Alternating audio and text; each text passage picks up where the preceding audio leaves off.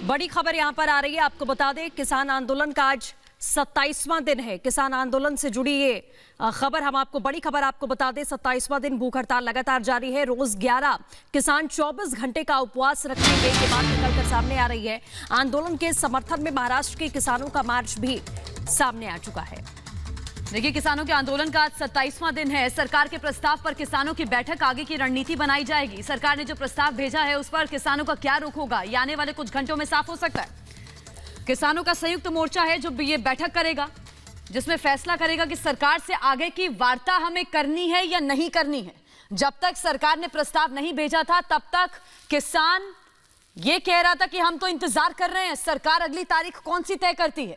अब सरकार ने प्रस्ताव भेज दिया है, अब प्रस्ताव पर मंथन होगा किसानों के बीच में, और साथ ही इस पर भी रणनीति बनेगी कि सरकार से वार्ता करें या ना करें।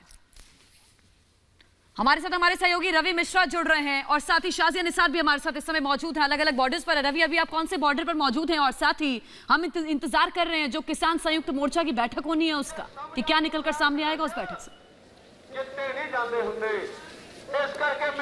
देखिए जो इस वक्त मैं हूं सिंघू बॉर्डर पर, और सिंघू बॉर्डर जो कि इस पूरे आंदोलन का एपी सेंटर बन चुका है। जैसा कि आप बता रही थी कि किसानों के बीच इस बात पर वार्ता चल रही है कि जो प्रस्ताव सरकार की तरफ से बातचीत के लिए आया है उस प्रस्ताव को स्वीकार करना है या नहीं है। उस प्रस्ताव को लेकर बातचीत का कौन सा मॉडल बनाया जाए, किस तरीके से इस बातचीत को आगे बढ़ाया जाए।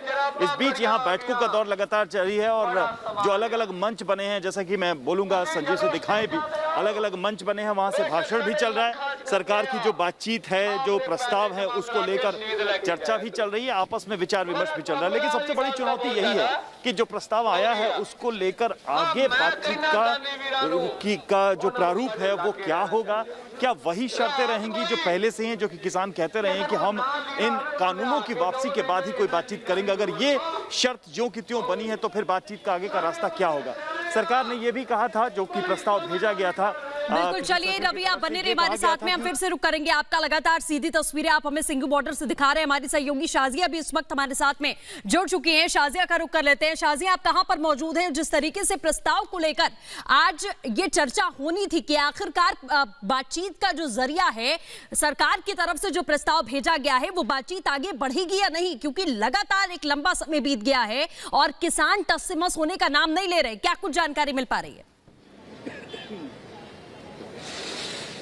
देखिए, किसान आंदोलन का 27वां दिन है और हालात जस के तस बने हुए हैं। टिकरी बॉर्डर पर इस वक्त मैं मौजूद हूँ। ये टिकरी बॉर्डर दिल्ली को हरियाणा से और हरियाणा को दिल्ली से जोड़ता है। आप समझ सकती हैं इन तस्वीरों को देख करके कि हालात आज भी वही हैं। बैरिकेडिंग्स के जरिए अभी ये रास्ता रुका हुआ है। चारों तरफ का मैं रास्ता आपको दिखाना चाहूंगी। मैं चाहूंगी मेरे वीजी आपको कैमरा पैन करके दिखाएं कि यहाँ पर ट्रैफिक बुरी तरह से बाधित हुआ है। जो रूट से उनको डाइवर्ट कर दिया गया है, क्योंकि पिछले 27 दिनों से ये एरिया पूरी तरीके से ब्लॉक है। पिछले 27 दिनों से लगातार हजारों की तादाद में जो किसान है वो यहाँ पर आंदोलन पर बैठे हुए हैं और सरकार की कोशिश यही है कि किसी तरीके से किसानों को रोका जाए, क्योंकि किसान चाहते हैं कि वो दिल्ली कूच करे, राजधानी दिल्ली में पहुंच जाए। हालांकि आज लगातार बातचीत का दौर चल रहा है किसानों के बीच में। सरकार की ओर से न्योता दिया गया है। अब ऐसे में आज तय होगा कि किसान सरकार से बात करते हैं या फिर नहीं, समस्या का समाधान निकलता है या फिर नहीं, क्योंकि किसानों की ओर से